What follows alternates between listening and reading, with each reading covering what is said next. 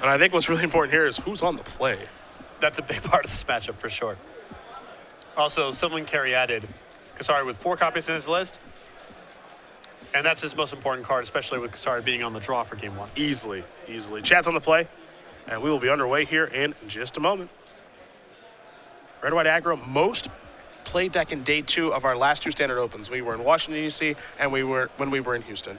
We'll see if that's the case at the conclusion of day 1. And it feels like we don't see, relative to the amount that we see on camera, it doesn't feel like Red White is the most popular deck in the room. Not at all. But it just has been in a lot of the opens.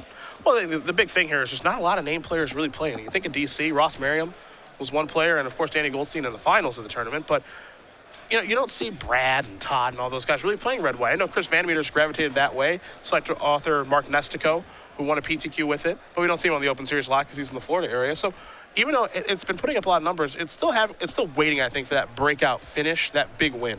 Yeah, I still don't feel like we've seen the full strength of this deck on the Open Series. I'll tell you, Sam Black loves it. He wrote a fantastic article about the deck on the premium side of Star City Games on Friday for his preparation for a Grand Prix this week and of just all the different ways he wants to go about building the deck. He absolutely loves Red White. Kassari with a Temple of Mystery here. See, he's got a Sylvan Carey added out there as well. Chad White, nothing really doing on the first couple turns of the game. You're pretty rare for this deck. Probably a handful of removal, I'm guessing, and that's not going to be very good against the strategy. Morph creature. Now, this is one of the actual times where I imagine the opponent doesn't know what it is. They're just going to kill it with a lightning strike, and it's a Sagu Mauler. There are 3 copies of that card in Kassari's list. Any other morphs hiding out there? No. Man. I was hoping for a Rattleclaw or something. An Ice Feather even? I think that every time morphs are in a set, they should have Zoetic Caverns in the set. Just to kind of police people. 'Cause I like Zoetic Caverns. It's my favorite morph of all time. The land? Yeah. It's pretty complicated from a rules perspective. Well, you're not wrong. I still like it. It's more interesting than it is cool. And usually when people describe cards as interesting, they're not very good designs. That's interesting. That is really interesting. What does that mean? Does that apply for people as well, if they're interesting and not cool? It's a good handhold. It's worse in card design. Okay. Here's a Storm Breath Dragon going to come across the air for 4. You saw Kassari set his Frontier Siege on Khans, so all the manas in the world here for John. He'll play another Temple. Now we've got some Hornets, some insects, and the Queen. Some bees. Absolutely. Good synergy here with Frontier Siege, either allowing you to get into play ahead of schedule, or later on in the game you can set the dragons and get a big comes into play fight trigger. You know what that's called? Good deck building. Yeah. Here's an Outpost Siege. That one's going to be on Khans as well. It looks like Storm Red Dragon's going to maybe pump the old brakes here. Yep. Going to take a little while to get through this, if ever. Kassari will draw. Frontier Siege pumping out the green mana. Let's see what kind of broken stuff John can do. I think we're interpreting some signs. Oh, daddy. Chad wants to take a look. Go big or go home.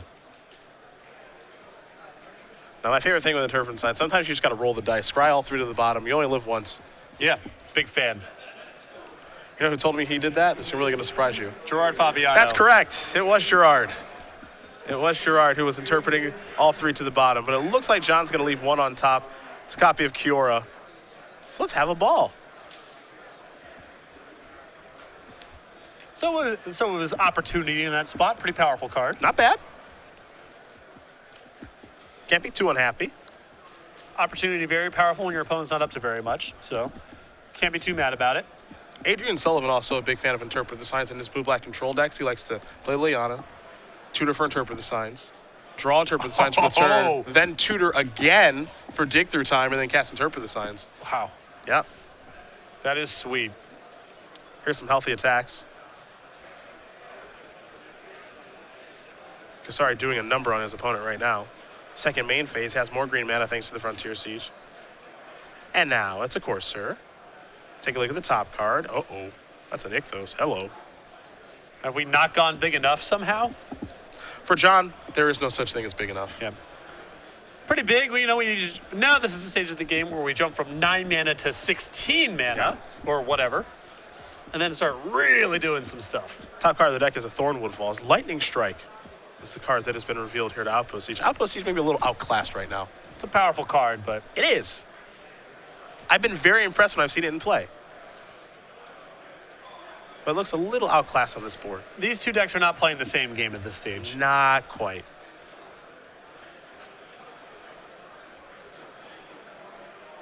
Chad looks like he's going to change something to the rocks here. He'll take care of the insect token to clear the path for Stormbreath Dragon.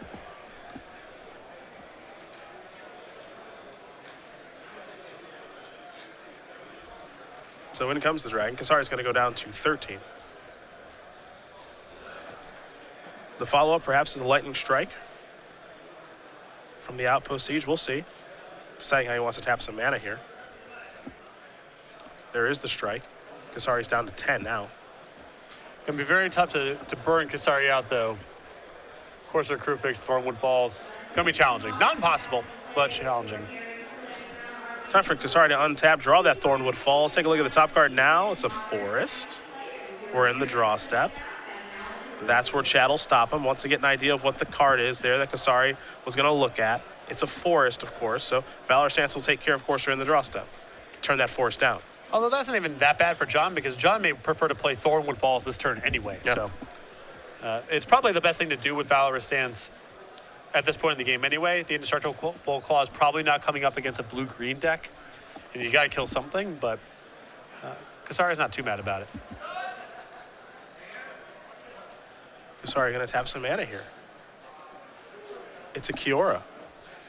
Pretty good against Stormbreath Dragon. It is. Though you can look at Chad's hand right now. You know, he's got the monsters on Stormbreath Dragon still not accounted for. 2 copies of Stoke the Flames in hand. It's going to be tough, but not impossible for him to get this game.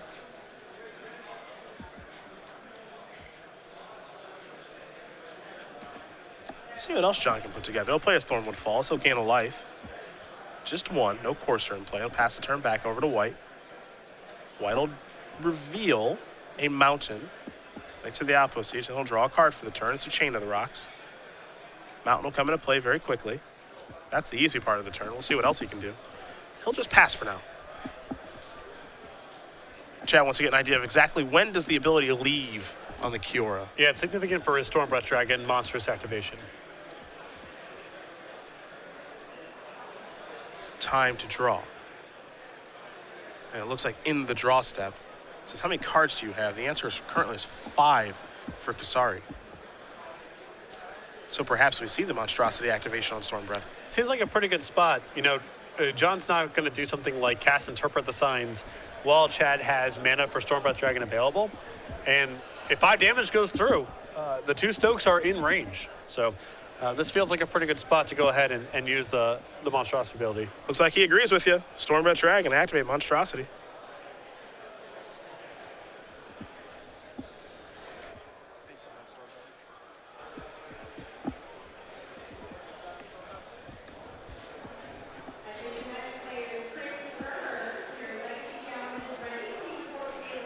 Now it's on John to kind of put something together because I still think he's in pretty decent shape this game, but you can feel like he might start to get burned out here.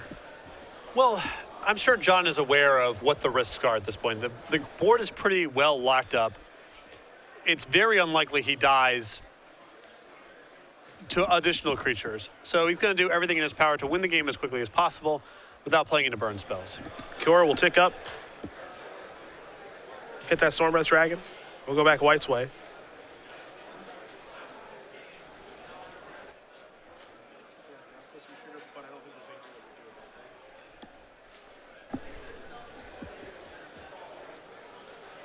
Looks like Chad may have forgotten his Outpost Siege trigger there.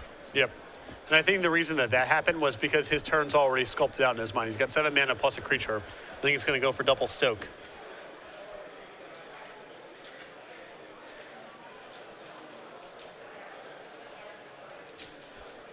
Well, if double Stoke's what he's got, that might be good enough.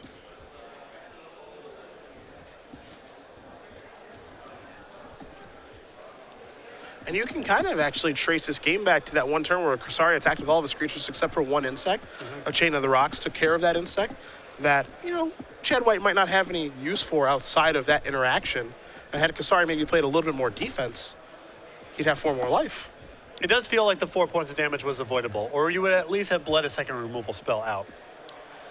Because the upside of getting in 1 point of damage versus the risk of getting hit for 4, I don't think that equation really works out in Kassari's favor, because once we get to this stage of the game, he's such a heavy favorite, assuming he doesn't get burned down. The card quality, the power level of these 2 decks are not the same. So, see how Kassari wants to use this Kiora here. Looks like he wants to maybe take it down, go for the Explore ability.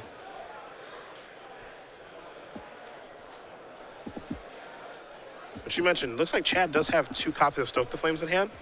Not sure if John has any counter magic in his deck. I don't think so. He has 3 copies of Disdainful Stroke. Oh. Very well suited for that card in particular. Okay. I'll give him a shot. And he has his copies of Corsair Crewfix to gain some life as well. That's his interaction.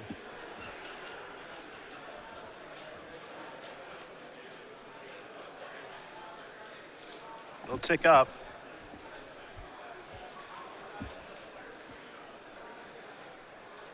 Red zone with everybody. Really interesting to see the tick up and then the attack saying, my Hornet is worth more than your Stormbreath Dragon. So I'd prefer for them to just bounce off. Because Stormbreath won't receive any damage or deal anything. Right. Stoke the Flames. Sorry, we'll look at his hand. Disdainful Stroke it. There's the block, a safe one. Put him to 1. Still pretty scary territory here. Yep. Definitely still a winnable game here for Chad. Battlefield Forge. The draw is a Chandra. Land quickly comes into play.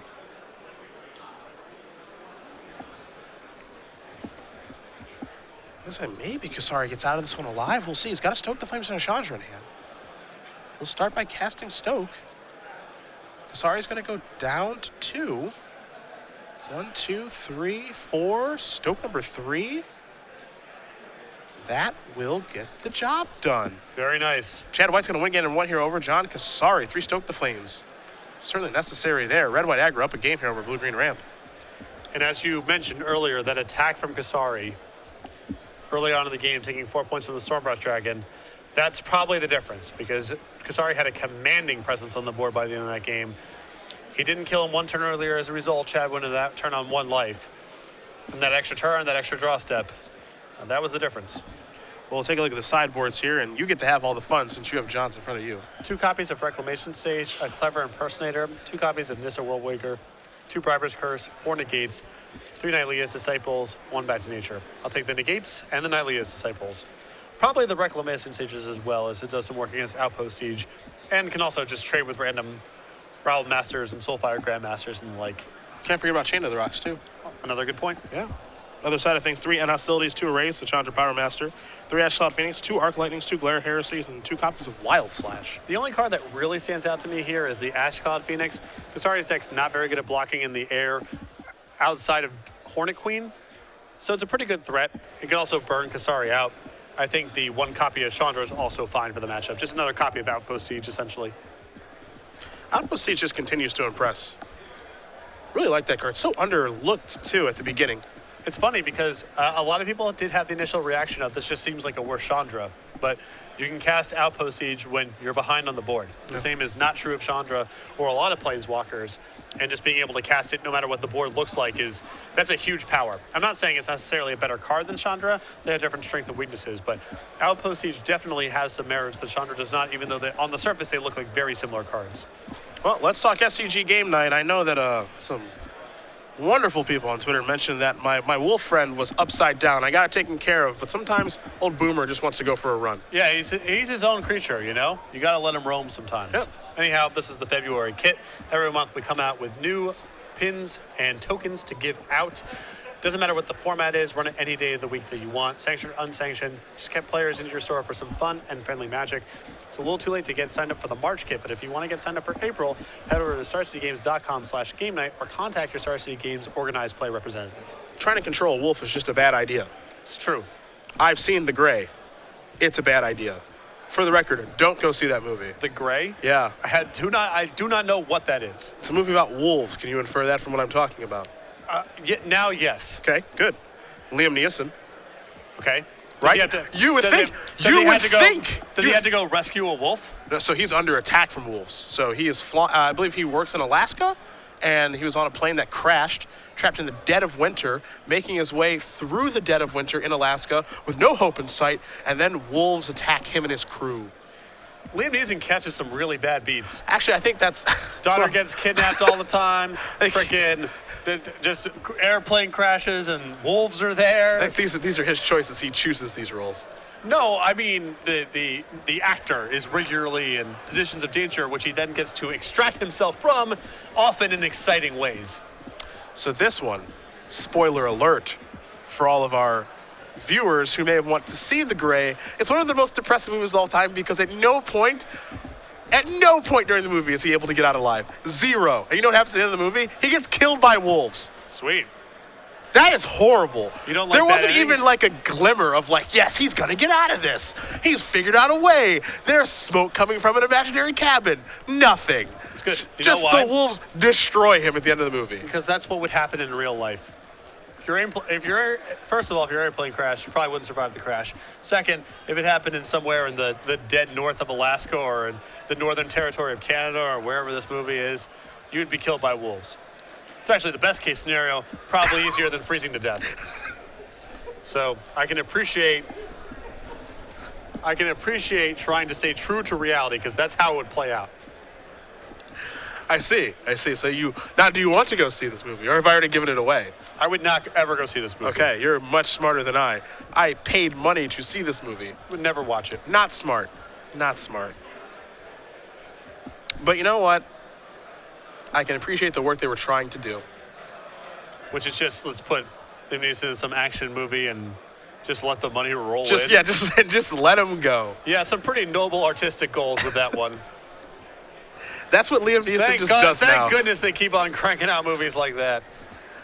Taken 1, 2, and 3. How many times can your daughter get taken away? Yeah, how many, I mean, at some point you just got to start investing in a home security system or, you know what I mean?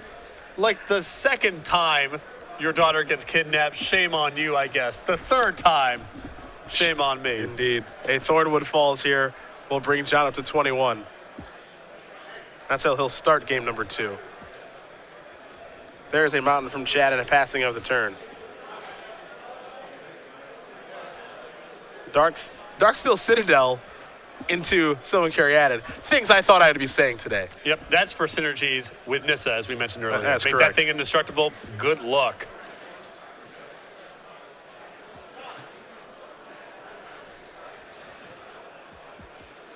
Seeker of the Way there for Chad.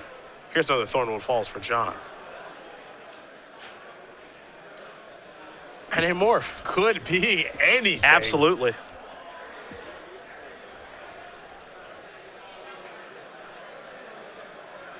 And it's dead again. One of these days, that Sagu Mauler is going to get to unmorph. It was a turn away from just wrecking havoc on this game. Playing a morph face down against red-white aggro and just hoping to get to next turn that's a tough recipe. Does that seem a little unlikely? Maybe. With Wild Slashes and other removal spells just running around. Chained to the rocks. A lot of Searing Bloods this weekend. Yeah. Tough tournament for Sagu Mauler. Face down at least. Cast that thing face up, you're good to go. Probably a tough turn for the opponent then. Yeah. That thing gets the turn face up. It's pretty hard to beat. Saw Chad, of course, gain some life there in that exchange of Seeker of the Way.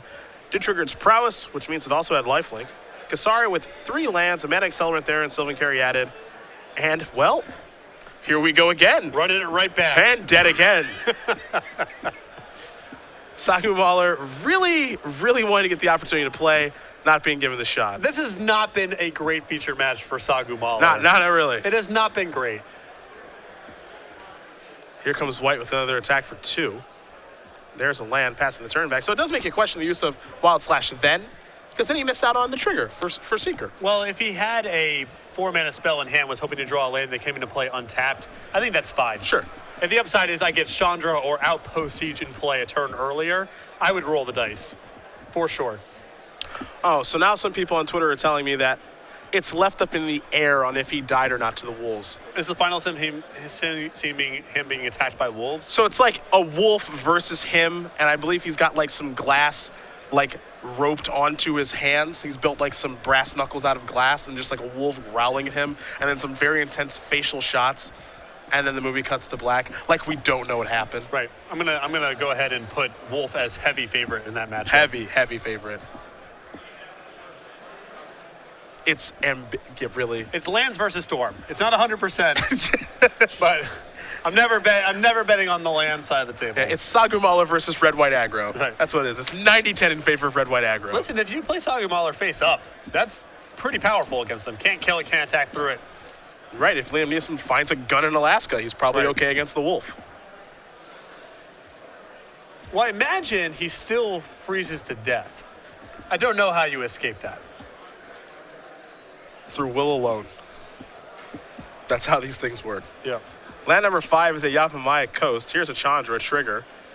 This is a Disdainful Stroke. So Kassari's hand is super reactive, but he's having some real trouble with this Seeker. Well, his hand is just a lot of expensive spells. He hasn't found that much mana acceleration, not anything to bridge the gap here. So he's just waiting for more mana to show up. And in the meantime, he's taking a lot of pot shots. Yeah. And for people who thought that Soulfire Grandmaster would just invalidate Seeker of the Way. Seeker of the Way is a 3/3 for most of the turns it's been attacking. A huge part of why Chad is doing well in this game. It was a 2/2 just getting blunted by the Sylvan Caryatid. Might have had the luxury to just wait until he could cast Agumala face up, for example. John might be at 20. Right. Or something very close to it. There's Aether Spouts. That'll put the Stormbreath Dragon back on top of the deck. Some momentary reprieve from that creature. Yeah, but Chad rather is going to run that right back next turn. There's Frontier Siege. Better late than never, eh? Yes. I mean, he gets to Ugin next turn, but there might be already too much damage dealt if he takes this hit and goes to 7. Disdainful Stroke is timely. All right. And no attack. Looks like maybe Chad missed out on 2 points of damage there. And now it could be Ugin time. And it is. When is it not Ugin time? Ugin's going to take care of the Seeker. It's going to take up. We'll pass the turn back. Perhaps we're working our way towards the ultimate with this. 7 life would certainly be nice here for Kassari. And 7 permanents out of John's deck is going to be pretty nice, too. Yeah. There's a land and a passing of the turn. Kassari going to quickly untap. Frontier Siege is going to work now. Elevator got to be going up. It's up to 11 now. The Ghostfire will deal Chad White 3 points of damage, which means the ultimate here on Ugin will be available next turn. All of a sudden, this game's gotten very interesting as Chad White's going to sacrifice what looks to be the Evolving Wilds. And John has Negate as backup, too.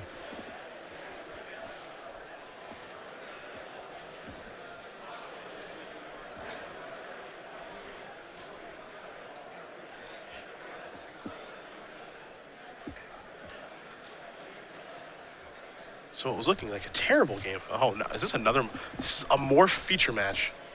Ho-ho. Could be anything. I have deduced what it is. Took me a moment, as here's a Lightning Strike. That is going to get countered. Leave my Ugin alone, please and thank you. That morph, by the way, Ash Cloud Phoenix. Yes. Took me a second. Don't see that side of the Phoenix very often.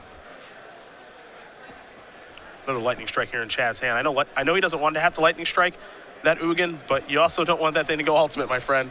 I just don't know how he wins from this position, because if he Lightning Strikes and sets Ugin down to 8, John goes, all right, untap, I'll go ahead, I'll shoot your Ash Cloud Phoenix. Doesn't come back. He might be in the old no-win situation here. Ugin's up to 10. I actually think there might be an argument for just not even showing Ash Cloud Phoenix, because you might get some surprise value out of the next game. Yeah. At this point, he actually has to show it. Because when you concede the game, you have to show your morphs. So I understand what you're saying. I might not even cast it as a morph or anything and just concede the game, because there's no coming back here from Ugin.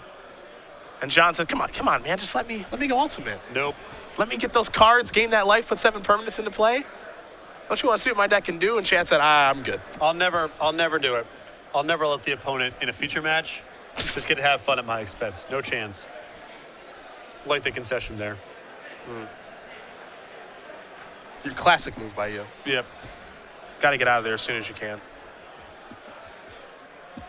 I'd rather die on my feet than live on my knees, you know? just gonna pack that game up. Your terms. Yeah, my terms. That's right. That's important. I don't know. Important. Maybe you have, a fraction of a % chance to win there with Ugin going ultimate, Maybe the top 20 cards of John's deck lands. Don't care. Still would rather concede. A man with so much pride. Principles. It's not pride. It's principles. Well, we'll take a brief moment before game number 3 to talk about our IQ program, of course. Very popular stuff all across the country, actually. Yeah, absolutely. We run the premier IQs every Sunday for the 2 formats that aren't the main event, but you can run IQs at your local store.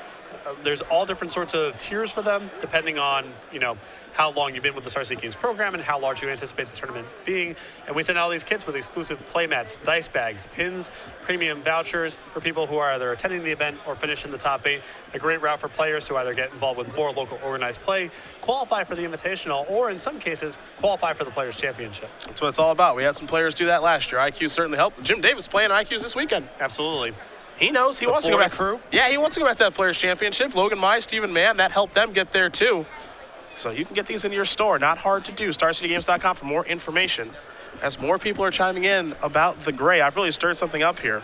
Is it a popular movie? It can't be. It's really bad. People love Liam Neeson, though. He is a popular guy. He's a big deal. He's a big deal. So you know, the wolf does die. There is an end scene after the credits of the wolf dying. I don't appreciate that being a thing. That is some absolute hackery. That's exactly what that is. The ending of the movie should be at the end of the movie, not after the credits. That is Bush league. That's Bush. That's what that is. Also, given the movie where the plane has crashed, these guys are in the dead of winter for some extended amount of time. Mm-hmm. The movie is about 2 hours long, maybe 90 minutes. Let's say it's been about 2 or 3 days. He has the strength to do battle against a wolf? Oh, really? It's preposterous. Look, I'm a big fan of the Fast and Furious series, so suspension of disbelief is kind of a thing, okay? But this is ridiculous. This is ridiculous. Yeah, Fast and Furious is sort of wallowing in the lack of reality to some extent. I would be careful what you say next. Just saying. I would tread rather lightly. No, it's fine. I'm saying that it's fine for the Fast and Furious movies to take certain liberties because that's sort of the point. What's not real about what's happening? A variety of things. Go on. General principles of physics, the plot arcs and characters of all the movies. I don't know. A lot. Okay. You don't think that they could drag a giant safe through a crowded street? Or that someone could just get a tank and drive them around and shoot other things in cars and they can dodge it? Is that what you're trying to say? I'm saying that it doesn't pass the sniff test. Okay. But that's fine because that's sort of the point of the franchise. This wolf movie you're describing doesn't sound like it's quite the same thing. Sorry to digress here. I cannot believe the things you watch sometimes. No judgment, I guess, but it still blows me away. I'm being judged right now, so... No, people should do whatever makes them happy. You like the movie, that's fine. I'm just surprised, that's all. They're just great movies. Fast and the Furious, fantastic. World Wrestling Entertainment, fantastic. Both of them have a time and a place. That's else? Definitely true. What other bad things do I watch? I don't know. I'm sure if I went through the archives, I would find some. I was a big fan of the Power Rangers when I was a kid. Is that okay? You were a kid. Doesn't even count. Good answer. What if I was watching them when I was like 12? You're pushing up against it where it's no longer okay, but it's still okay. All right. Good to know. My TV choices, I'm going to admit, not great. Not great. But I don't watch a lot of TV. When I do watch of it, I enjoy it. That's all that matters to me. Yeah. Judge away, friend. Wasn't judging, to clarify. I feel like I'm I've just surprised. Been judged. It's just, I only have so much time, Patrick. I have to do the things I enjoy. No, and you're not going to find any disagreement from me about this. If it's Vin Diesel acting poorly and driving around a car very quickly, so be it. So be it. He's acting as best he can. Which is horrifying. Truly horrifying. Better than me, I think. I don't think that's true. I think you could do better. Evolving Wilds is going to search up a plains here. Kassari starts off with a disgusting white bordered forest. Yep. Inexcusable. Listen, you want to make a good impression on camera? You want to have some fun with Ugin? Let's start with getting some reasonable basic lands. You want to look good on camera. Depends on what you're trying to accomplish. Seeker of the Way. There's Sylvan Caryatid. This sub-game. Hiya! No block. Good attack. It's a freebie. I think the follow-up here is Burmaz, so. It's a pretty good follow-up, actually. Yeah, there is a good follow-up. And here's the thing about these blue-green decks. They don't have, like a Wrath effect. No Perilous Vaults hanging out or anything like that. So Kassari's in some real trouble. Now, that's an important card to have here on turn 3. Yeah, he may just go way too big. And that's the plan here.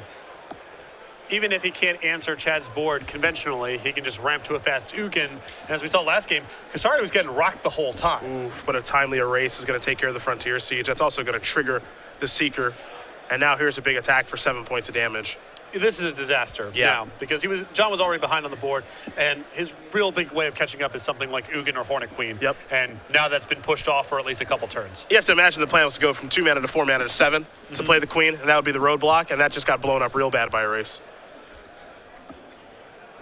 I don't know what Kassari can do because he's under the gun in a really bad way here. Well, even something like Corsair or Crewfix is not a horrible play in this spot. It does allow him to block a little bit. But he is at 11, facing a pretty advanced board and far away from getting to any of his substantial cards. And again, Chad doesn't have to worry about a Master of Removal spell. That's the nice thing about playing against this deck. He does have to worry about Aether Spouts. He saw that card. True. He does have to be very careful if Kassari leaves up 5 mana. See, look at me. I'm thinking about how he doesn't have to worry about Crux of Fate or End Hostilities, and he could run face forward into an Aether Spouts. There's another Frontier Siege.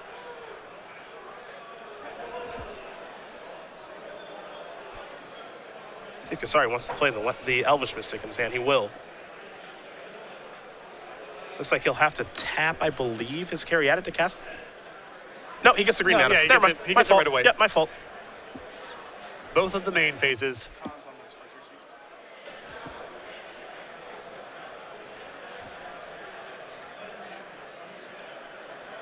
My sincerest apologies. Let's see what this is going to be. Chain of the Rocks.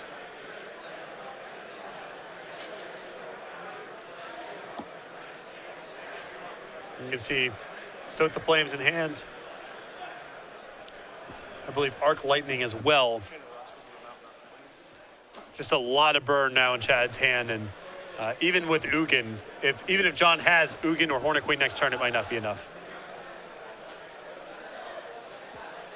Yeah, Ugin may just not be good enough here. You're right.